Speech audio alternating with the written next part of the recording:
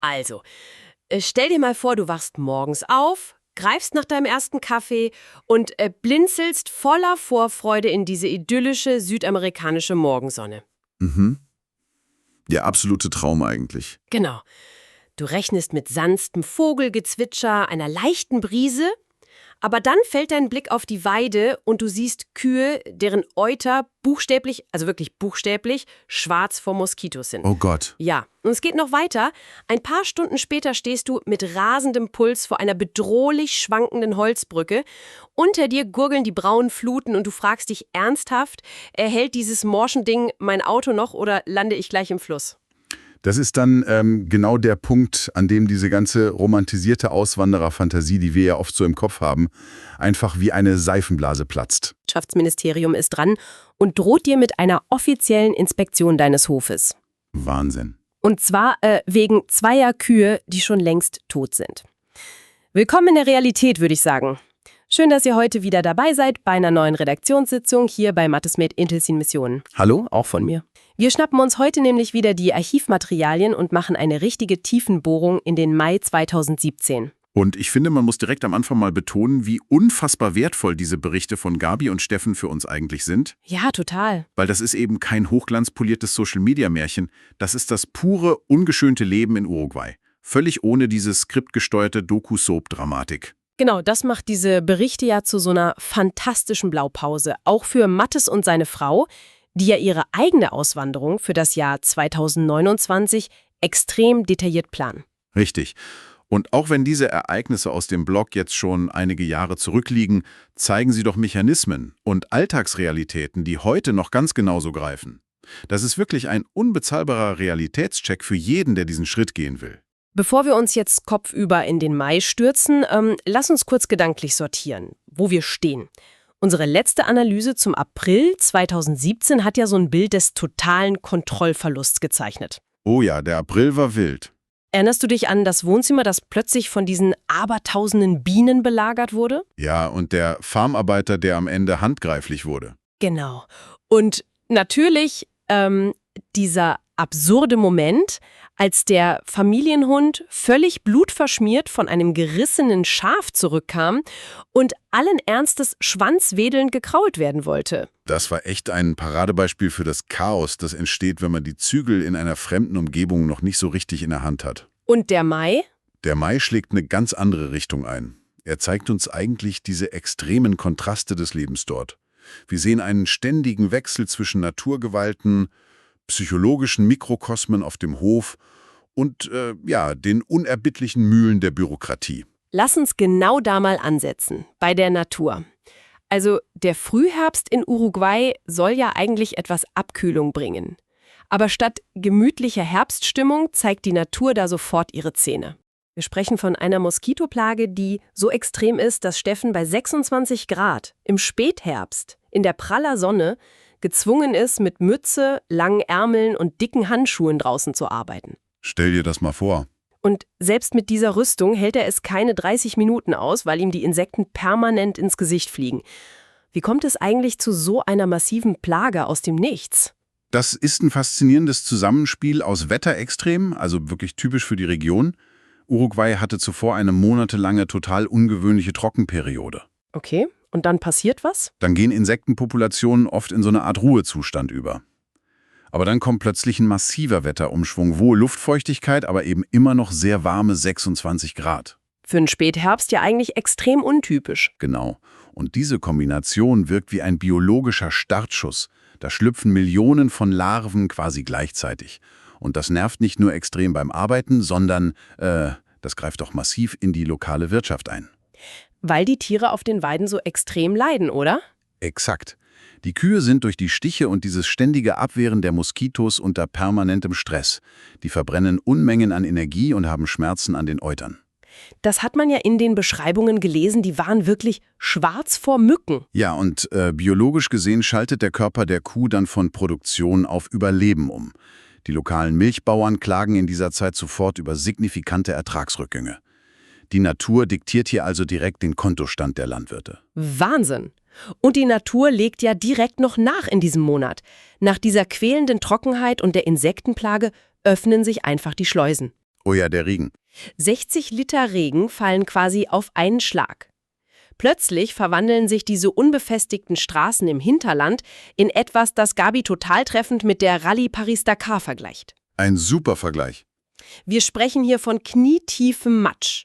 Flüsse treten über die Ufer und blockieren wichtige Verbindungsbrücken. Was uns ja direkt zu einem zentralen Planungspunkt von Mattes und seiner Frau bringt. Stimmt, da gibt es diese eine Folge. Genau, wer Folge 40 ihres Kanals kennt, also wo sie besprechen, wo wollen wir leben, der weiß, dass sie das sehr intensiv diskutiert haben.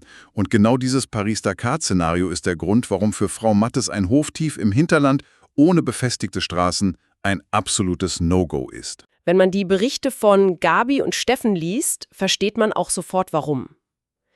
Gabi muss teilweise echt aus dem Auto steigen und bei strömendem Regen über so eine morsche Holzbrücke vorlaufen. Lebensgefährlich eigentlich. Ja. Sie testet mit ihrem eigenen Körpergewicht die Holzbohlen, während Steffen im Auto im Schritttempo hinterherkriecht, weil sie einfach nicht wissen, ob die Konstruktion den Wagen noch trägt. Und wenn du dir dann vorstellst, du brauchst in so einer Situation mal schnell einen Notarzt, das ist ein Albtraum. Tut die Regierung da gar nichts? Doch die ogovajarische Regierung hat dieses Infrastrukturproblem durchaus auf dem Schirm. Durch den starken Wirtschaftsaufschwung und den Schwerlastverkehr der Agrarindustrie werden derzeit alle nummerierten, also die offiziellen Landstraßen, nach und nach asphaltiert. Aber das dauert wahrscheinlich ewig? Absolut. Das ist ein gigantisches Vorhaben, das Jahrzehnte dauern wird. Bis das kleine Netz im tiefen Hinterland angebunden ist, musst du im Zweifel echt hoffen, dass dein Nachbar einen starken Traktor hat, um dich aus dem Schlamm zu ziehen. Ich versuche das gerade mal auf unsere deutsche Mentalität zu übertragen. Wir ärgern uns hier teilweise schwarz, wenn der DHL-Bote wegen Nieselregen 5 Minuten zu spät kommt. Ja, oder das Internet mal weg ist. Genau. Und dort fährst du mit Puls 180 über eine schwankende Brücke und musst deine Speisekammer vorsichtshalber für 5 bis 6 Wochen auffüllen, wie so ein Prepper. Wie schafft man denn diesen psychologischen Spagat? Ich glaube, das erfordert eine radikale Umstrukturierung der eigenen Erwartungen an Kontrolle. Wenn du akzeptierst, dass sich die Makroebene, also das Wetter, die Straßen, deinem Willen komplett entzieht, dann beginnst du fast automatisch auf der Mikroebene nach Ankern der Sicherheit zu suchen. Also drinnen im Haus? Genau, du baust dir drinnen so kleine Bastionen der Normalität, um den Kontrollverlust draußen auszugleichen. Und das ist eine großartige Überleitung zu einem echten Schmunzelthema in diesem Monat. Eine dieser Bastionen der Normalität für das deutsche Auswandererherz heißt, ganz offensichtlich, Nutella. Oh ja, das war herrlich. Gabi und Steffen entdecken, dass Ferrero jetzt nach Uruguay liefert. Man spürt förmlich diese Vorfreude auf ein Stückchen Heimat auf dem Frühstücksbrot. Wobei diese Vorfreude dann einem gewissen Pragmatismus weichen muss, oder? Ja. Die Rezeptur in Südamerika ist offenbar eine andere. Sie ist hitzebeständiger und zieht keine schönen Schlieren mehr. Aber der wahre Stolperstein ist der Preis.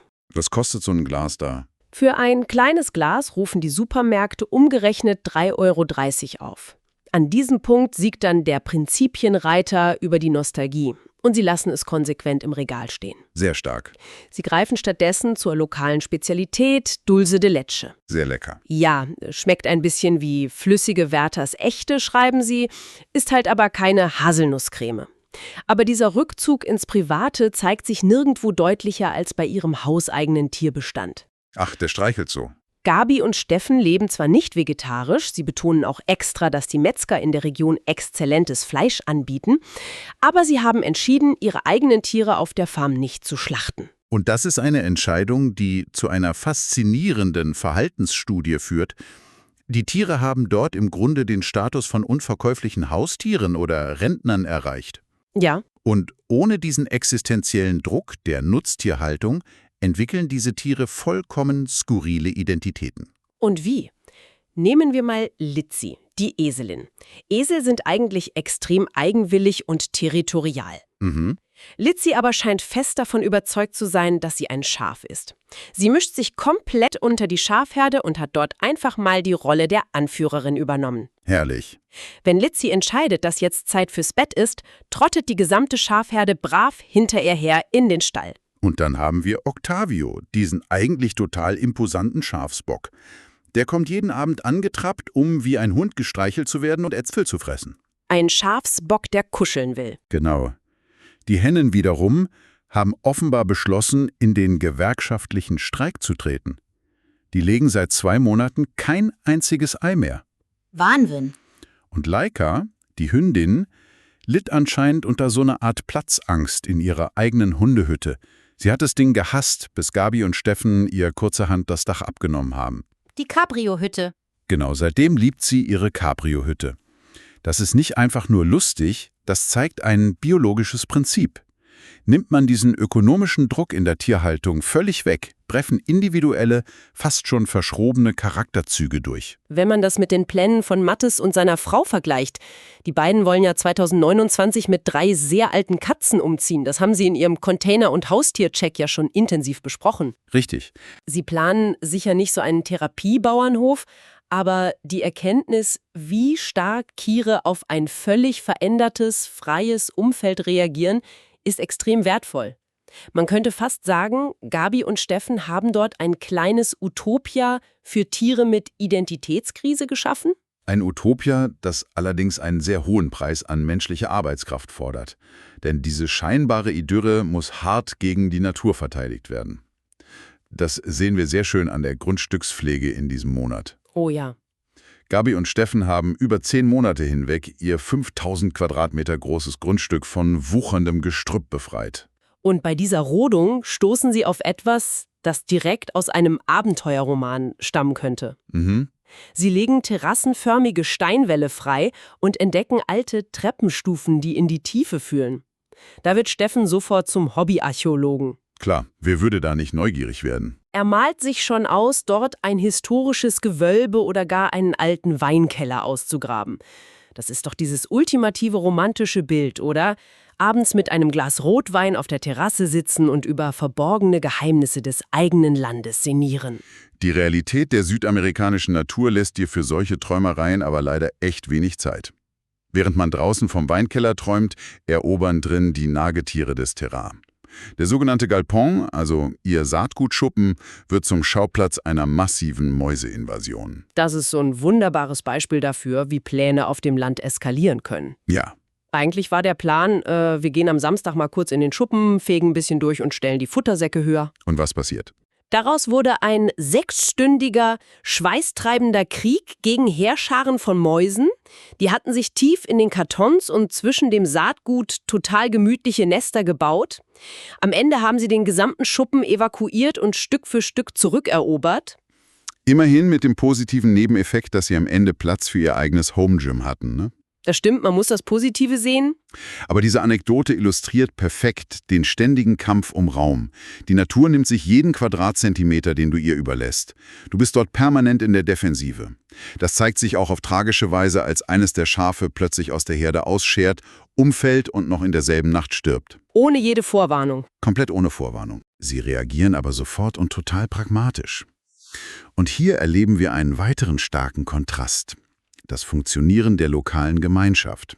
Sie kontaktieren einen Tierarzt vor Ort, beschreiben die Symptome, schicken ein Foto und der diagnostiziert umgehend einen Parasitenbefall in den Nasennebenhöhlen. Und was aus unserer Perspektive fast unvorstellbar ist, diese ausführliche, lebensrettende Beratung war vollkommen kostenlos. Da muss man sich mal kurz die Gebührenordnung der Tierärzte hierzulande ins Gedächtnis rufen, ja? Echt so?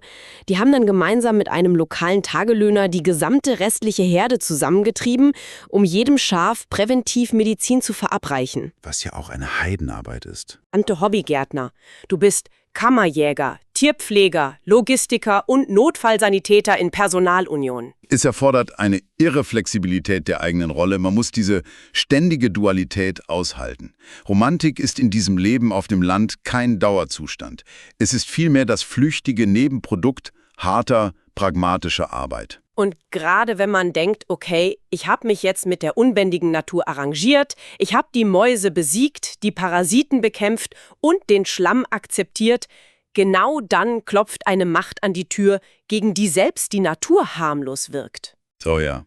Willkommen in den Fängen der uruguayischen Bürokratie. Es ist so ein entscheidendes Kapitel in diesem Monat. Das Landwirtschaftsministerium meldet sich nämlich bei Gabi und Steffen, weil bei einem obligatorischen Impftermin angeblich 2 Kühe in ihrem Bestand fehlen. Was ja völlig absurd ist. Ja, weil die beiden hatten ihre Herde längst verkauft. Wie kann das Ministerium dann behaupten, da würden Kühe fehlen? Hier holt sie die Vergangenheit ein, und zwar in Form ihres ehemaligen, hochproblematischen Angestellten Gaston. 2 Kühe waren ja vor dem Verkauf der Herde verstorben.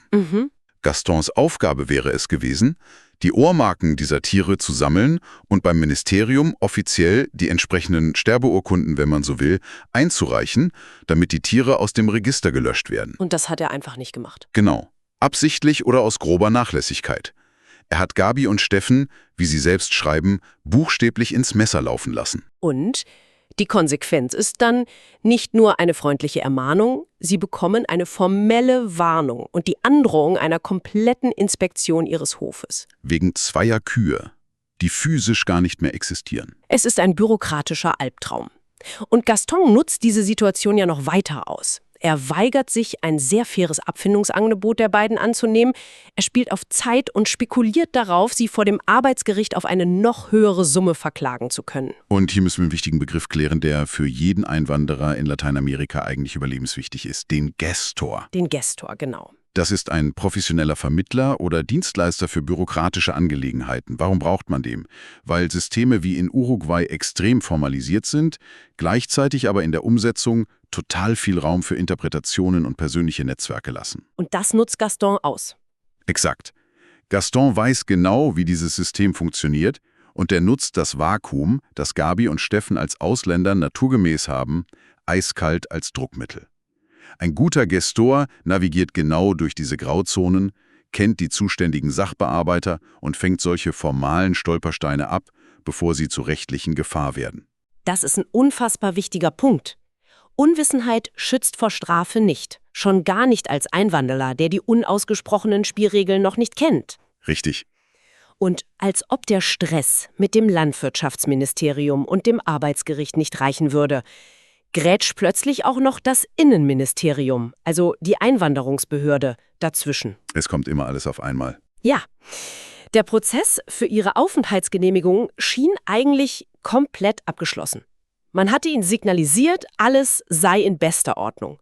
Und aus dem Nichts wird eine neue Liste mit Anforderungen präsentiert. Wieder neue Dokumente. Genau, weitere notariell beglaubigte Papiere, detaillierte Nachweise über Sozialabgaben und lückenlose Einkommensbelege. Alles muss kurzfristig neu beschafft werden. Das heißt, sofort wieder ins Steuerbüro rennen und quer durchs Land nach Colonia fahren. Und da sehe ich auch sofort Parallelen zu den extrem präzisen Recherchen von Mattes auf seinem Kanal. Zum Beispiel in Folge 46, wo er sich intensiv mit Anwartschaften und dem Nachweis von Finanzen auseinandersetzt.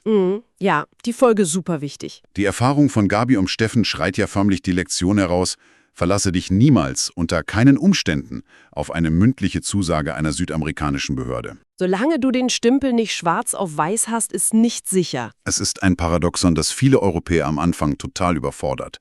Einerseits flüchten viele Auswanderer vor der Überregulierung ihrer Heimatländer und suchen diese Freiheit. Andererseits erfordert die Ineffizienz und die Willkür der Bürokratie im Zielland eine fast schon paranoide Akribie bei der eigenen Dokumentation. Das ist wirklich ironisch. Ja, man muss ironischerweise fast bürokratischer agieren als in Deutschland, um seine eigenen Freiheiten zu schützen. Das fasst das Dilemma echt wunderbar zusammen. Wenn dir das Landwirtschaftsministerium wegen abgemeldeter Phantomkühe auf die Pelle rückt, dein Ex-Mitarbeiter dich vor Gericht zerren will und die Einwanderungsbehörde Papiere fordert, die längst eingereicht sind, also da braucht man echt ein psychologisches Gerüst aus reinem Stahl, um nicht sofort entnervt das Handtuch zu werfen. Wenn wir diesen Mai 2017 also mal destillieren, zeigt er uns eigentlich das ultimative Überlebensrezept. Du brauchst eine fast schon buddhistische Gelassenheit, wenn du tagelang vom Matsch eingeschlossen bist, dir die Moskitos ins Gesicht fliegen oder du im Supermarkt astronomische Preise für Nutella entdeckst.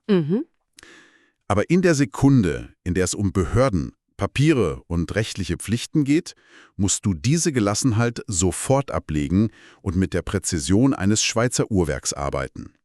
Wer diese beiden Modi nicht auf Kommando wechseln kann, wird wahrscheinlich scheitern.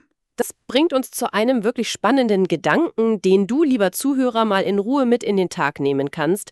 Wir neigen ja oft dazu, Auswandern als den ultimativen Ausbruch aus dem System zu betrachten. Wir wollen die Ketten abwerfen. Frei sein. Genau. Aber wenn man sich diesen Monat ansieht, drängt sich die Frage auf, existiert diese absolute Freiheit überhaupt? Oder tauschen wir am Ende des Tages nur die unsichtbaren formellen Ketten einer durchregulierten Gesellschaft gegen die sehr realen, unberechenbaren Ketten der Natur und die Launen eines vollkommen fremden Verwaltungsapparates ein? Da ist viel Wahres dran. Vielleicht ist Freiheit gar nicht das Fehlen von Widerstand, sondern nur das Privileg, sich auszusuchen, mit welchen Problemen man sich herumschlagen möchte. Uns würde echt interessieren, was eure Meinung dazu ist. Schreibt uns mal in die Kommentare, was wäre für euch die absolute Belastungsgrenze? Die 60 Liter Regen auf unbefestigten Straßen, das fehlende Nutella oder doch der Papierkram für Phantomkühe? Wir wollen das echt wissen. Ein sehr starker Gedanke zum Schluss, der diese Romantik mal auf den harten Boden der Tatsachen holt und genau zeigt, warum unsere Betrachtung des Archivs so existenziell wichtig ist. Und diese Betrachtung geht natürlich weiter. Wenn ihr dachtet, dass dieser Monat schon absurd war, dann macht euch auf unsere nächste Redaktionssitzung gefasst. Oh ja, der Juni. Wenn wir die Akten für den Juni 2017 aufschlagen, wird es nämlich erst richtig skurril. Da erwartet uns unter anderem ein waschechtes, original deutsches Feuerwehrauto mit Blaulicht, das plötzlich mitten im Nirgendwo in Uruguay auftaucht. Ich freue mich schon drauf. Und wir begleiten Gabi und Steffen auf ein ziemlich turbulentes Wochenende in die Hauptstadt Montevideo. Und wir müssen dringend klären, warum um Himmels Willen die Esel auf der Farm plötzlich von den Schafen isoliert werden mussten. Das wird ein Fest. Es bleibt also extrem spannend. Wir verabschieden uns für heute herzlich im Namen des gesamten Teams von Mathis Made Missionen. Pass auf dich auf, bleib gelassen, auch wenn die Behörden anklopfen und bis zum nächsten Mal.